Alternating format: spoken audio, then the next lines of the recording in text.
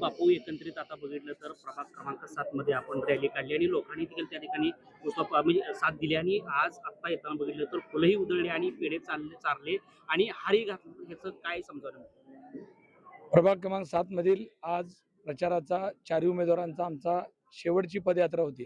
त्याच्यामुळं नागरिकांमध्ये सर्व आमच्या वडीलधारी मंडळी, महिलांमध्ये प्रचंड असा उत्साह होता, की आज प्रचाराचा शेवट होत असताना आमच्या चारही उमेदवारांना शुभेच्छा देण्याकरता फुलांचा वर्षाव, हार घालून, आरत्या करून सर्वांनी स्वागत केलेलं आहे. या सगळ्याच लोकांबरोबर आमचे असलेले जिव्हाळ्याचे संबंध आज आम्हाला दिसून येत आहेत. कारण 5 वर्ष काम केल्यानंतर कामाची पावती जेव्हा लोक मतदानाच्या माध्यमातून आपल्याला आशीर्वाद रूपी देत असतात, त्याच वेळेस खऱ्या अर्थानं सामाजिक कार्यकर्त्याला त्यांनी केलेल्या कामाची पावती मिळाली असं म्हणावं लागतंय. आज शेवटचे 2 दिवस राहिलेत आणि आज प्रचार संपणार आहे. पण कार्यकर्त्यांचा उत्साह कुठेही नाही तर डबल वाढलेला आहे.